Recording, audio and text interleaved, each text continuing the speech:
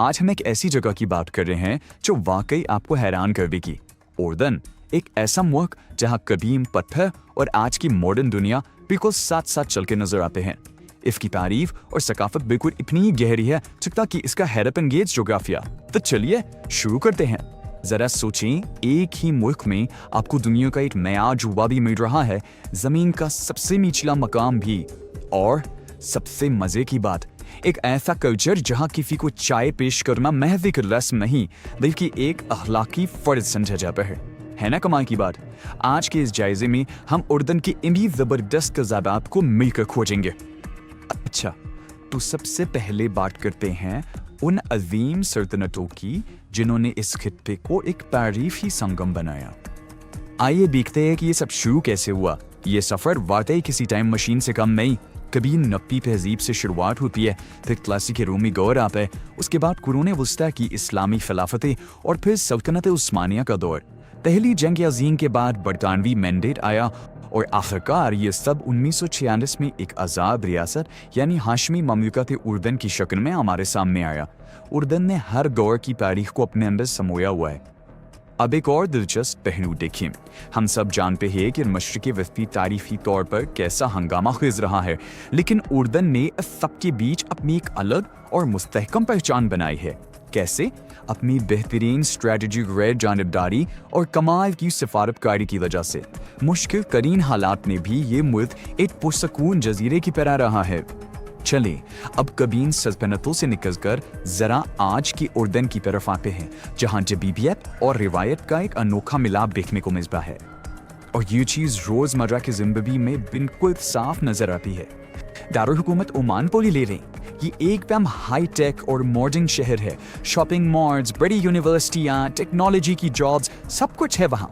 लेकिन दूसरी तरफ अगर आप देही इलाकों में जाएं तो वहाँ जिंदगी का पहिया जरा सुकून से चलता है। वहाँ आज भी ज़राअत, मवेशी पालने और सबसे बढ़कर कम्युनिटी के साथ मिलजुल कर रहने को तरजीह दी जाती है।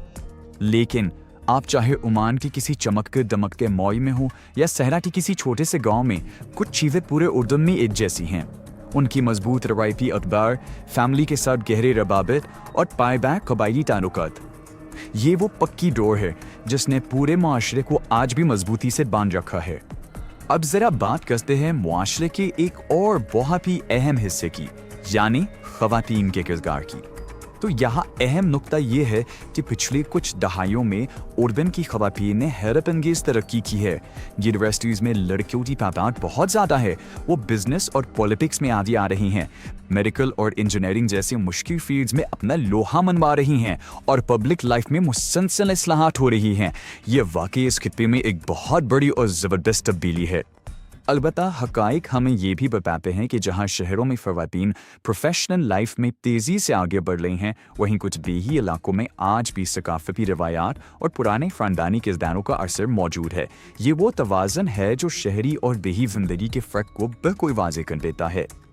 अच्छा, अब ज़रा माशरती बातों से थोड़ा ब्रेक लेते हैं और उर्दन के कुदरती और तारीफ़ी मनाज़िर की तरफ चलते हैं जो वाकई दम खुद कल देने वाले हैं। अब यहाँ जो चीज़ वाकई कमाल की है वो है वादी रम, जिसे मकामी लोग चांद की वादी भी कहते हैं। नया मतलब है जब आप इसके वसी और सहरा और जमाई सुर्ख पत्थरों के बड़े बड़े पहाड़ देखते ना, तो ऐसा लगता है जैसे आप ज़मीन पर में किसी और सैयारे पर आ गए हों। और फिर है बहराए मुर्दार यानी डेड सी। ये हमारी ज़मीन का सबसे निचला मुकाम है, और इस पानी की सबसे ज़बरदस्त बात, इसमें नमक इतना ज़्यादा है कि आप जाकर भी इसमें डूब नहीं सकते। आप बस पानी पर ले जाएं और हब बहुत कहने लगेंगे, है ना जवाब।